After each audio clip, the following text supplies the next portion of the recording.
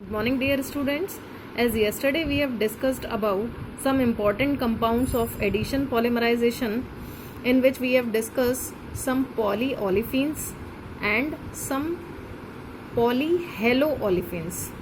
Now we are discussing about in the similar way the polyacrylates. They are also the addition polymers. So only two addition polymers are left in polyacrylates. So first you must be knowing what are acrylates. As per its name, हम लोगों ने IUPAC names पढ़े हुए हैं.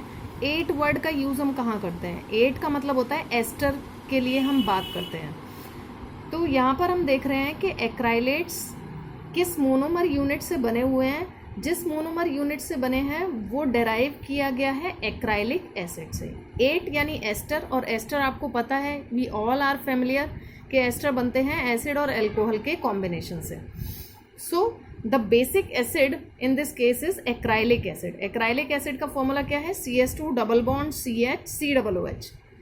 जैसे कि हम लोगों ने कल पॉलीविनाइल क्लोराइड पढ़ा था, तो विनाइल मैंने आपको तब भी बताया था. तो यहाँ पर क्या दिखाई दे रहा है? ये विनाइल ग्रुप दिखाई दे रहा है, CS2 डबल बॉन्ड CH. और मैंने इससे कहा कि इससे जो भी ग्रुप जुड़ता है तो विनाइल के अकॉर्डिंग कॉल किया जा सकता है. तो इसको हम विनाइल एसिड और विनाइल पॉलीमर भी कह सकते हैं, क्योंकि जो हमारा एक्राइलेट बनेगा वो एक्राइलिक एसिड से बनेगा, और एक्राइलिक एसिड जो है वो एक विनाइल मॉलिक्यूल है. So the first example is PAN, that you are to remember.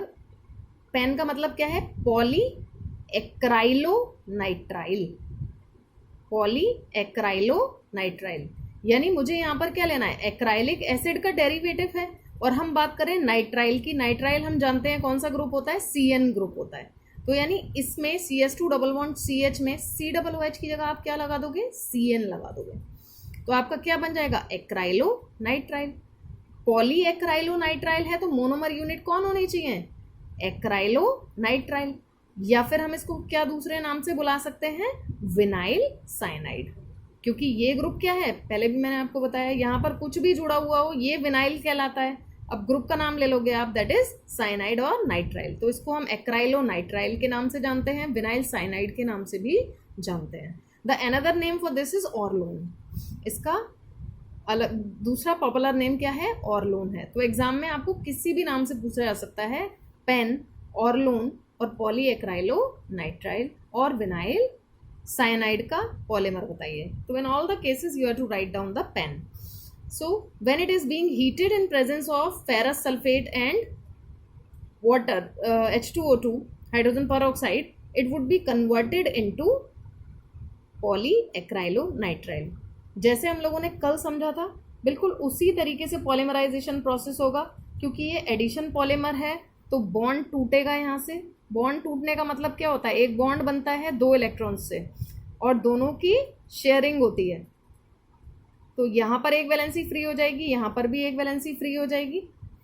अगर मैं दूसरा मॉलिक्यूल इस साइड और तीसरा मॉलिक्यूल इस साइड लिखूं तो यहाँ पर ये बॉन्ड बनते चले जाएंगे, और इस तरीके से ये N मॉलिक्यूल्स होल N यानी पॉलीमर पॉली एक्राइलोनाइट्राइल फॉर्म करेंगे.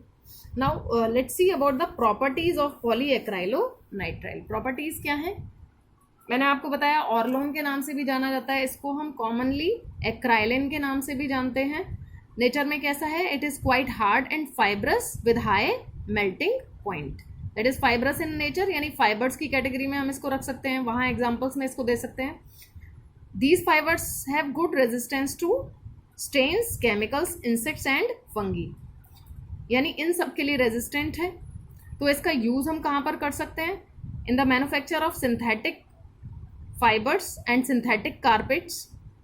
और इसको ब्लेंड किया जा सकता है किसके साथ? वूल के साथ भी ब्लेंड किया जा सकता है. तो इसका यूज़ हम ब्लैंकेट्स बनाने में, स्वेटर्स बनाने में और बाथिंग सूट्स बनाने में कर सकते हैं. So it is one of the fiber, orlon और polyacrylonitrile. The second one polyacrylate is PMMA. It means monomer unit कौन होगी? MMA. PMMA का क्या मतलब है? P for poly, M for methyl, again methyl, A for acrylate. यानी यहाँ पर हम एस्टर की बात कर रहे हैं.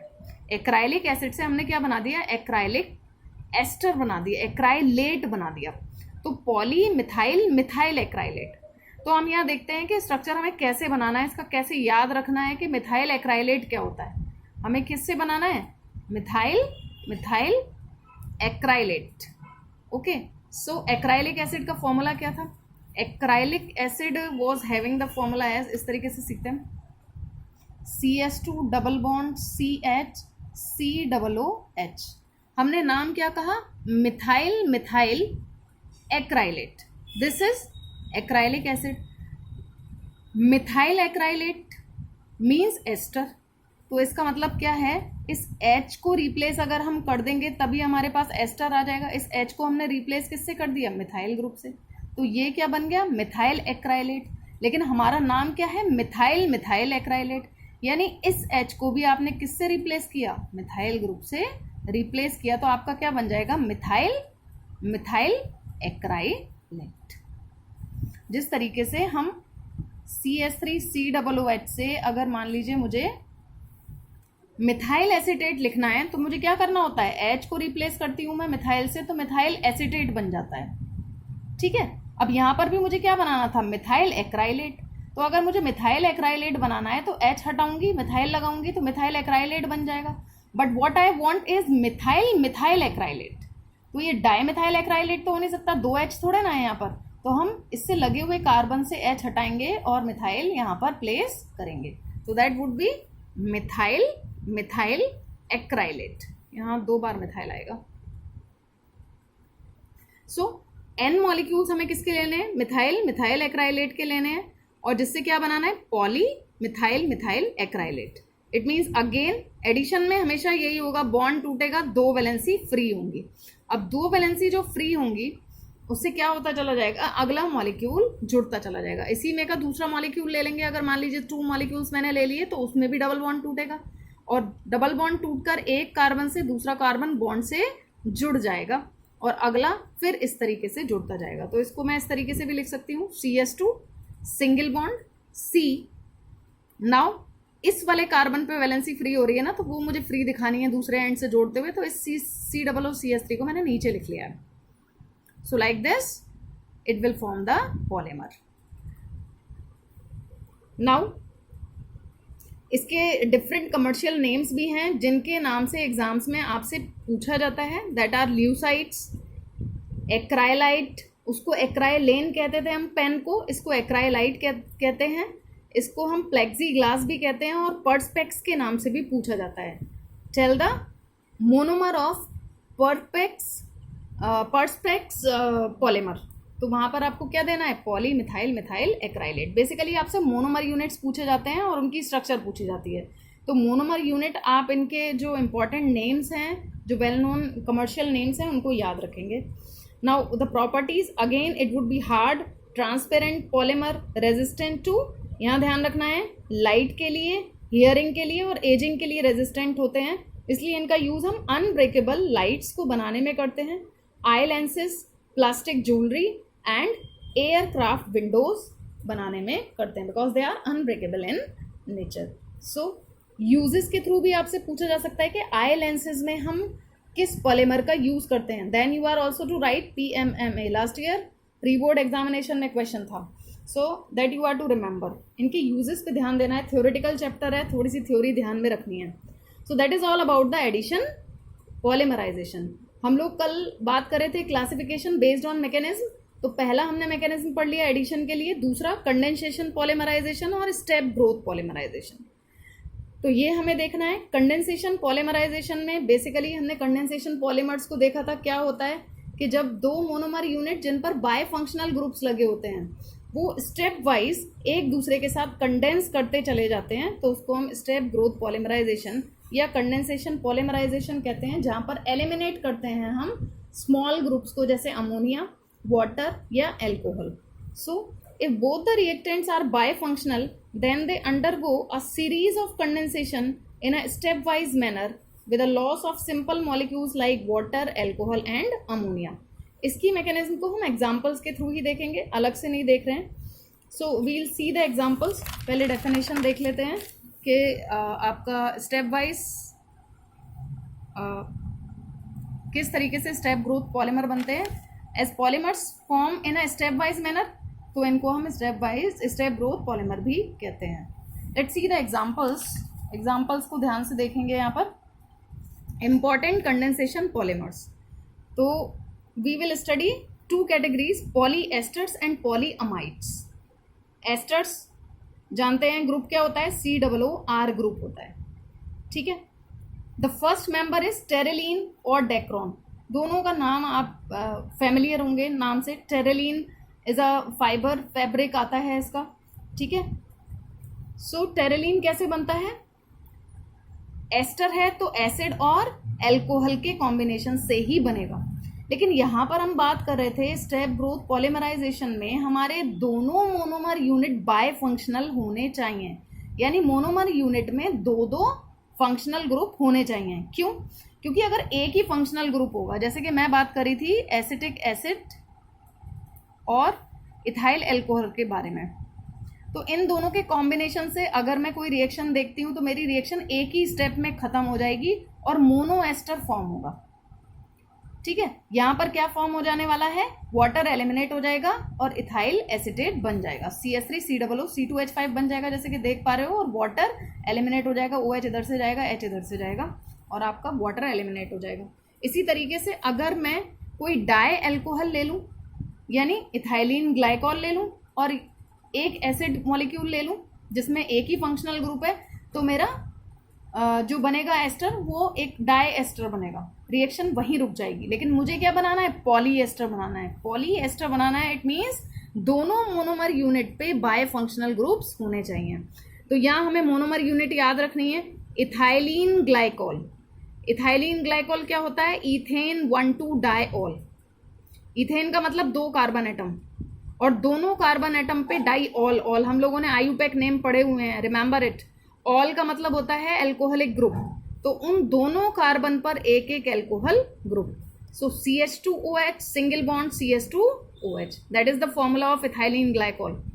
आराम से याद कर सकते हैं, कोई ऐसी प्रॉब्लम नहीं है, आप लोगों ने पढ़ा हुआ है 11th में IUPAC सिस्टम बहुत अच्छे तरीके से। इथेन 1,2 डाइऑल, इथेन जानते हैं 2 कार्बन और 2 एल्कोहलिक ग्रुप OH ग्रुप, तो ये इथाइलिन ग्लाइकॉल हो गया। दूसरा क्या है हमारा मोनोमर इसका, टरथैलिक एसिड। व्हाट इज टरथैलिक एसिड, इसका IUPAC नेम क्या है, benzene 1,4 dioic acid. Benzene ring बनाएंगे 1,4, इसकी 1 और 4 पोजीशन पर, ओइक कहाँ पर लगाते हैं, एसिड ग्रुप पर लगाते हैं, सामने एसिड दिखाई भी दे रहा है। तो 2 पोजीशन 1 और 4 पोजीशन पर हमारा क्या है, एसिड ग्रुप है। तो 1, 2, 3, 4 यानी एक दूसरे के पैरेलल पोजीशन पर, पैरा पोजीशन पर एसिड ग्रुप्स आपको लगाने हैं। So that is the formula of terephthalic acid. IUPAC name के थ्रू भी याद कर सकते हैं, 2-3 बार प्रैक्टिस करेंगे याद हो जाएगा। अब इसको कंबाइन कैसे करना है ये देखेंगे। इन दोनों को जब हम कंडेंस करते हैं bye eliminating a small molecule, जैसे कि यहाँ पर वाटर एलिमिनेट होता हुआ दिखाई दे रहा है। इथाइलिन ग्लाइकॉल को हमने इस तरीके से लिख लिया, CH2OH यानी OH ग्रुप हम दोनों साइड ले आए। एल्कोहल का H और एसिड का OH आपको एलिमिनेट करना होता है। ध्यान रखिए, जब भी हम एस्टेरिफिकेशन रिएक्शन करते हैं, जब एस्टर पढ़ेंगे, यहाँ पर ऑर्गेनिक केमिस्ट्री डिटेल में पढ़ेंगे, तब इसका रीज़न मैं आपको बताऊंगी। फिलहाल आप याद रखिए कि H आपको एल्कोहल का और OH आपको एसिड से एलिमिनेट करना होता है और माइनस वाटर मॉलिक्यूल होकर बाकी सारा कंबाइन हो जाएगा। तो जब ये कंबाइन होगा तो क्या बनेगा, OH की जगह मैंने OH लिखा है, फिर CH2, फिर CH2। अब यहाँ से वाटर एलिमिनेट हुआ यानी H निकला, तो ये O इस CO के साथ जुड़ जाएगा, CO के साथ जुड़ जाएगा और बाकी सारा SH कॉपी कर देंगे। अब हमारे पास still we are having 2 functional groups. इधर हमारा एसिड ग्रुप बचा है, इधर हमारा एल्कोहल ग्रुप बचा है, यानी इधर मैं एसिड मॉलिक्यूल दोबारा ले सकती हूँ टरथैलिक एसिड, और इधर मैं एल्कोहल दोबारा से ले सकती हूँ और फिर से ये रिएक्शन चलेगी। जब मैं यहाँ एल्कोहल लूंगी तो फिर एल्कोहल का OH ग्रुप इस साइड बच जाएगा और इधर एसिड लूंगी तो एसिड का COOH ग्रुप बच जाएगा। यही प्रोसेस हमारा रिपीट होता रहेगा और हम इसे सिंगल स्टेप में भी दिखा सकते हैं। यहाँ पर N वाटर मॉलिक्यूल माइनस करके टेम्परेचर और कंडीशंस ध्यान रखनी है। 425 to 475 केल्विन पर आपको ये रिएक्शन करना है in presence of zinc acetate and antimony oxide की प्रेजेंस में। सो ये ऐसे ही रिपीट होती रहेगी प्रोसेस। जब आप n मॉलिक्यूल्स ले लेंगे तो आप सीधे सीधे इस रिएक्शन को होल n करके लिख सकते हैं। ये दिखाने की ज़रूरत नहीं है, मैंने समझाने के लिए बताया आपको कि किस तरीके से ये रिएक्शन स्टेप वाइज ग्रोथ करती रहेगी, इसलिए इसको स्टेप ग्रोथ पॉलीमराइजेशन भी कहते हैं। स्टेप बाय स्टेप चलती है। पहला स्टेप ये है, दूसरे स्टेप में आप एक मॉलिक्यूल एसिड का या एल्कोहल का दिखाएंगे, फिर उससे अगले में दूसरी साइड आप एसिड या एल्कोहल दिखाएंगे, फिर इसी तरीके से स्टेप वाइज प्रोसेस ग्रो करती रहेगी। तो देखिए, अगर मुझे इन दोनों से लिखना है तो मुझे क्या करना होगा, ये वाटर मैंने एलिमिनेट किया। अब मुझे पता है कि अल्कोहल से मुझे H लेना होता है और एसिड से OH, यानी इधर से ये OH हटा देंगे, इधर से H हटा देंगे, ये एक वैलेंसी फ्री हो जाएगी और यहाँ पर इन OH को हटा के एक वैलेंसी फ्री हो जाएगी, होल n दिखा देंगे। तो लाइक दिस प्रॉपर्टीज़ की क्या रहती हैं, ये भी हाईली रेजिस्टेंट है to the chemical and biological agents. Fibre कैसा होता है, स्ट्रॉन्ग होता है। सारे के सारे कैसे फाइबर्स हैं, स्ट्रॉन्ग फाइबर्स हैं, ड्यूरेबल हैं, ब्लेंड किया जा सकता है वूल और कॉटन के साथ भी इसको। Terylene we are familiar with, इससे वैरायटी ऑफ क्लोथ्स बनते हैं। अगर कॉटन के साथ ब्लेंड किया तो टेरी कॉट बन जाएगा, वूल के साथ ब्लेंड किया टेरी वूल बन जाएगा, सिल्क के साथ ब्लेंड किया तो टेरी सिल्क बना सकता है। Because they are highly durable in nature, तो इनका यूज़ हम मैग्नेटिक रिकॉर्डिंग टेप्स में करते हैं। रिकॉर्डिंग टेप जो फिल्म्स होती हैं, रिकॉर्डिंग फिल्म्स, उसके लिए इसका यूज़ किया जा सकता है क्योंकि इजीली टेरेबल नहीं है। कन्वेयर बेल्ट के फॉर्म में भी इनका यूज़ कर सकते हैं। एप्रिन बनाने के लिए यूज़ किया जाता है for the industrial purpose. So that is the first polyester that we are to discuss is Terylene और Dacron. The next one is Glyptal. Let's see what is Glyptal. Glyptal में again आपको monomer unit में ethylene glycol लेना है। Ethylene glycol क्या था हमारा, ethane 1,2-डाइऑल। And now we are to take phthalic acid. मैंने आपको बताया टरथैलिक एसिड क्या है, that is acid group at the para positions to each other, parallel to each other. लेकिन थैलिक एसिड में क्या होता है, ये ऑर्थो पोजीशन पे होते हैं, एक दूसरे से ऑर्थो पोजीशन पे होते हैं। ऑर्थो जानते हैं ना आप, एडजेसेंट पोजीशन, और पैरा पोजीशन कौन सी होती है, parallel position to each other. तो that you are to remember कि टेरेलिन और ग्लाइएप्टल में डिफरेंस क्या है। टेरेलिन के केस में जो है हमारा टरथैलिक एसिड होता है, यानी दोनों पैरेलल पोजीशन पे होते हैं एसिड ग्रुप, जबकि इसके अंदर सिंपल थैलिक एसिड लेते हैं जिसमें कि एसिड ग्रुप ऑर्थो पोजीशन पे होता है। तो n मॉलिक्यूल ले लेंगे, again on heating n water molecule would be eliminated. और सिंपली यहाँ पर अब मैं कई स्टेप्स में नहीं बताने जा रही हूँ, तो डायरेक्ट हम क्या कर सकते हैं, H हमें किससे एलिमिनेट करना है, अल्कोहल से, और OH हमें एसिड से ही एलिमिनेट करना होता है। n वाटर मॉलिक्यूल एलिमिनेट हो जाएंगे और आप इस तरीके से दिखा देंगे, क्योंकि अल्कोहल से सिर्फ H जाता है तो O से कनेक्ट करता हुआ दिखाइए, क्योंकि O वाली वैलेंसी फ्री हो जाएगी। Then you can write CH2, then CH2, फिर O, उसके बाद C डबल बॉन्ड O। क्यों, क्योंकि OH हमें एसिड से एलिमिनेट करना है, C डबल बॉन्ड O। इसी तरीके से दूसरी साइड पे भी आप दूसरा अल्कोहल लेकर आओगे तो इधर से भी OH एलिमिनेट होगा, तो CO और फिर वैलेंसी फ्री दिखा देंगे। ये किस टाइप का स्ट्रक्चर लग रहा है, ये एक क्रॉस लिंक फॉर्म करेगा, नेटवर्क क्रॉस लिंक पॉलीमर है। दूसरी चीज़ ये कैसा है नेचर में, थर्मो सेटिंग प्लास्टिक है नेचर में। जब इसका सोल्यूशन किसी स्विटेबल सॉल्वेंट के साथ आप इवेपोरेट करते हैं तो क्या करता है, एक टफ नॉन फ्लेक्सिबल मास बनाता है, एक नॉन फ्लेक्सिबल फिल्म फॉर्म करता है। इसका बेसिकली यूज़ हम पेंट एंड लेकर्स में करते हैं, पेंट करने में या कोटिंग करने में किया जाता है। बिल्डिंग मटेरियल की तरह इसका यूज़ होता है as asbestos and cement. Cement को स्ट्रेंथन करने के लिए एस्बेस्टस का यूज़ बेसिकली किया जाता है। तो these are very simple polyesters.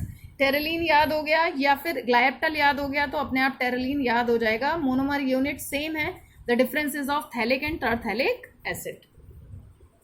Now let's see, दूसरा मैंने आपको बताया था पॉलीअमाइड्स की बात करेंगे। अमाइड्स हम लोगों ने पढ़ा हुआ है। अमाइड्स क्या होते हैं, अमाइड्स का जब आयोपेक मैं सिस्टम आपको समझा रही थी क्लास 11th में तो बताया था CONH ग्रुप, है ना, आपको लिखवाया था CONH2R अमाइड्स, ठीक है। तो यहाँ पर लिंकेज क्या आती है, CONH लिंकेज आती है जो मोनोमर यूनिट में आती है। इसके 3 एग्जाम्पल्स हम लोग पढ़ेंगे।